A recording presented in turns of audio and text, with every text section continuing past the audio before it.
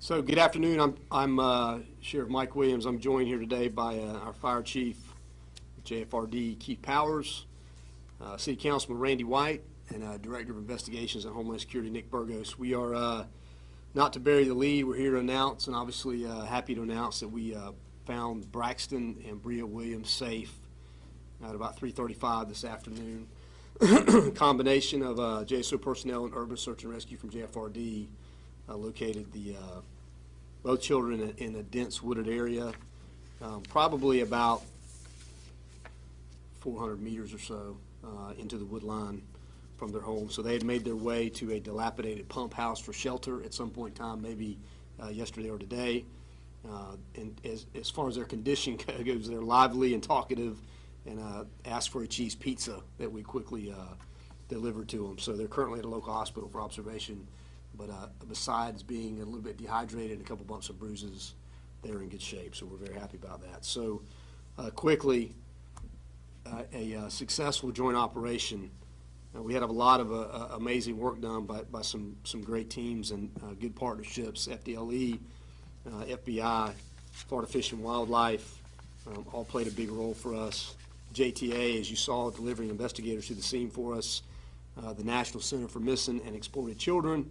The White House Baptist Church, Paradise Village Mobile Home Park, the management team there was outstanding, and as always, a lot of support from the community.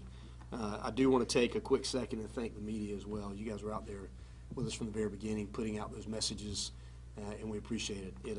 It means a lot to have that level of cooperation. So one of the biggest partners, obviously, in that operation over the last couple of days was JFRD. And, you know, we're just talking about the level of partnership we have in this community. You don't see that in a lot of places, and it pays dividends for us day in and day out. This is just a very outward public example of that, and we couldn't have done it without them. So with that, I'll turn it over to our Fire Chief, Keith Powers, for a couple quick comments, and then if you guys have any questions, we'll do our best to try to answer those questions for you. Keith. Thank you, sir. Sheriff. I just want to, Sheriff covered pretty much everything, but I just want to reiterate the partnership that we have with the Sheriff's Office when things like this happen. We take our urban search and rescue personnel, combine them with the Sheriff's Office personnel, and it was 19 of them working together today that found that child. And, you know, this is a lot of times we don't have great outcomes and things, but this is a glorious day for the city that we were able to do this. But it goes to show you what the partnership, how it works, and how we can make a difference in people's lives. And the good thing is that family is fixing to have a wonderful Christmas. They just got the best Christmas present they'll ever get in their entire life. So, Sheriff, I thank you for what your men did. Yeah, absolutely. Same to you. And again, quickly, a big thank you from me to the men and women of JSO. I mean, from the very beginning, just relentless, you know, constantly pushing, you know, great effort across the board. So with that, we'll be able to answer a couple Sheriff, questions. you said they were in a dilapidated pump house. Were they believed to be there the whole time? Can you describe how You know, it's hard to tell right now. I mean, you're talking about some very dense, swampy, you know, water probably a couple feet deep in some spots area. And so we'll find out more in the next couple of days as we're able to talk to them a little more in depth about how they got there. Were they there for both nights? We don't know as of yet.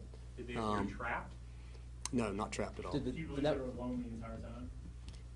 There's no reason to believe they weren't. So again, we'll know more once we have an opportunity to talk to them. So you believe they just wandered? We do. That was always that was the best case scenario for us, and it was the one that we put the most time and effort into, obviously. But as we got a couple of days into the operation, you know, you've got to give more time and attention to other scenarios, and that's where, you know, information about the car today. Other leads that we had gotten, we began to really dig and explore harder into some of those, all theories really at that point. But the original one and the one that, again, we put the most stock in is that they had wandered off. So was the car ever, is it ruled out now as a factor at all? Yeah, right now we've got no connect. You know, we had very limited information about that vehicle before. The guy playing the music, the SpongeBob music or children's music, and it was something we wanted to explore. It has played, you know, up to this point, unless we hear something different from the kids, no role at all in the disappearance. Their health, how are they? They seem to be in good health. I mean, they're at the hospital being examined right now, but Dehydrated? I'm sure a little bit dehydrated, again, bumps and bruises, but very talkative. You know, talked a lot to the JFRD personnel that carried them out. So, you know, again, best possible outcome. had that area been searched before, Sheriff? I don't think that we'd gotten to that point just yet. So we were, you know, again, very dense, very thick, Yeah, very swampy. Yeah, swampy water moccasins in that area? Oh, I'm sure. Yeah, all kind of stuff in the woods like that. So are we yeah. talking west or north of the trailer park where they were found? You said 400. Yeah, north of the trailer Okay, park. So yeah. that's the real wooded area. Yes, that's Was the it an area that we area focused that on. you had been over already in the last couple days, or was this a new spot? So not on foot. I mean, obviously we had used some of the technology in that area and seen a lot of wildlife and that type of thing, but we had not seen them. So we'll dig into that a little bit. How did they communicate with you? Did they walk up to the rescue crews? Did the rescue crews spot them or hear them? Actually, one of the rescue team members heard a voice, thought was a child's voice, and so they fanned out and started looking and actually found them and heard them talking and found them in the. Can you pump describe house. kind of how big that space is? That space, you mentioned the pump house, could you describe how small You know, that I is? didn't see it. Keith, did you see it? No, sir, I didn't. Yeah, No, sir, I I didn't see can't. it. Yeah. They described it as being maybe a small fort or a old dilapidated pump house is how the rescuers described it. And there were a few of those out there in that area where kids had set up to play. I don't know if this was like that or not. Again, we'll know more in the next couple of days. So You can get there on foot, though? yeah, we got there on foot. Is there gonna be any treatment for the firefighters and officers who may have like exposure or anything like that? No, I don't think so. I mean, they'll sell. You know, they'll evaluate as they come back in, and if there is, they'll get what they need. But at this point, I haven't heard anything in terms of injury from Yeah, anybody. So. part of our protocol that we do anytime we do a search like this or is as we bring those crews back in, they're medically evaluated, their vital signs are taken, and we make sure that there's no injuries, document that if they need treatment, we get them treatment. But everybody is evaluated as they come back in. When the children were found, what was their demeanor? Were they talking and happy? Were they exhausted? Can you explain that at all? Correct.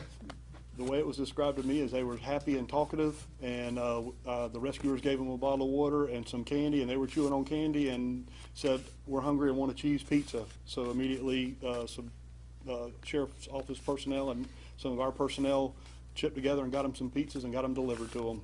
Sheriff, Have you, with everything we've been through recently, are you surprised by this outcome?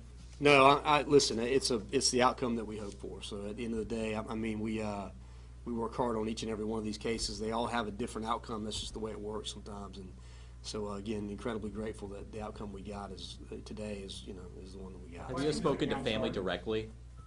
Have you spoken to family directly? So far? I have not. I know we transported the family to the hospital. I haven't had an opportunity to talk to them yet. Question for the councilman, can you speak to all the locals in his district who came out to help?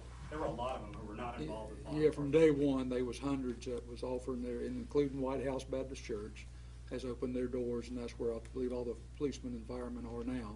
And they're feeding them and taking care of them, but the community and other districts too come in, so there was plenty of help.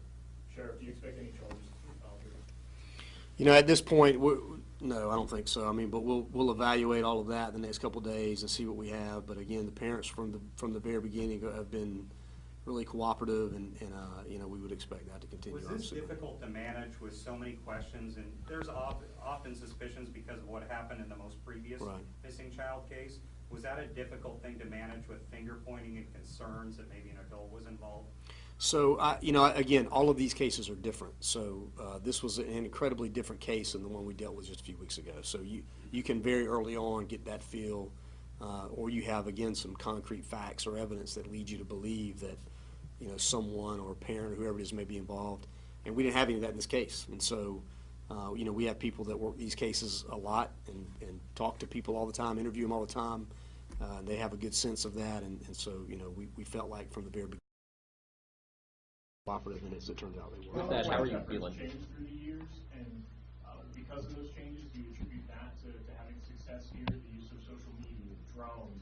Is it just as simple as boots on the ground got this done, or do you think any of those changes may have contributed with what we've been through? No, Keith mentioned it earlier. I think you've seen some significant changes in terms of, technology on both sides of both departments have increased some levels of technology, the level of cooperation, using the incident management system and managing as professionally as we do, and sometimes we run it, sometimes they run it, and it works both ways.